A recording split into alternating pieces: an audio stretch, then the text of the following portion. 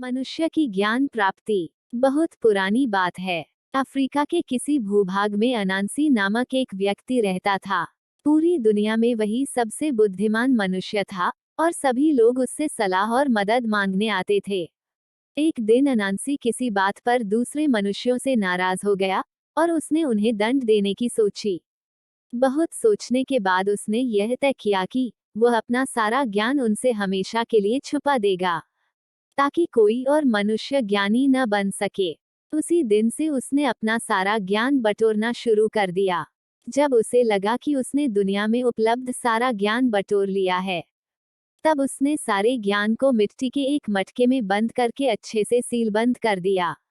उसने यह निश्चय किया कि उस मटके को वह ऐसी जगह रखेगा जहां से कोई और मनुष्य उसे प्राप्त न कर सके। अनांसी का एक बेटा था जिसका नाम कवेकू था। कवेकू को धीरे धीरे यह अनुभव होने लगा कि उसका पिता किसी संदिग्ध कार्य में लिप्त है, इसलिए उसने अनांसी पर नजर रखनी शुरू कर दी।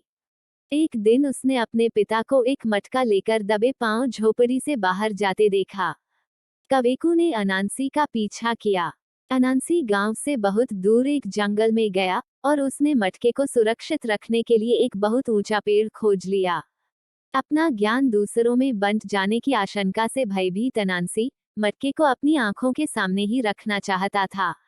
इसलिए वह अपनी छाती पर मटके को टांगकर पेड़ पर चढ़ने लगा।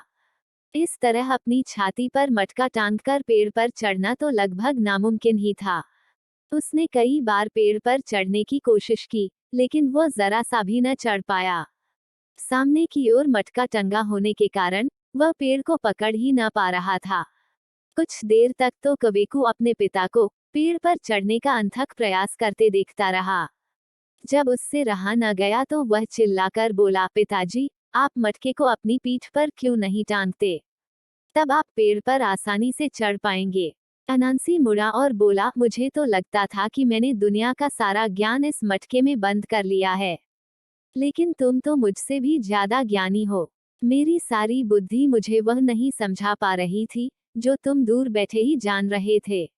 उसे कवेकू पर बहुत गुस्सा आया और क्रोध में उसने मटका जमीन पर पटक दिया।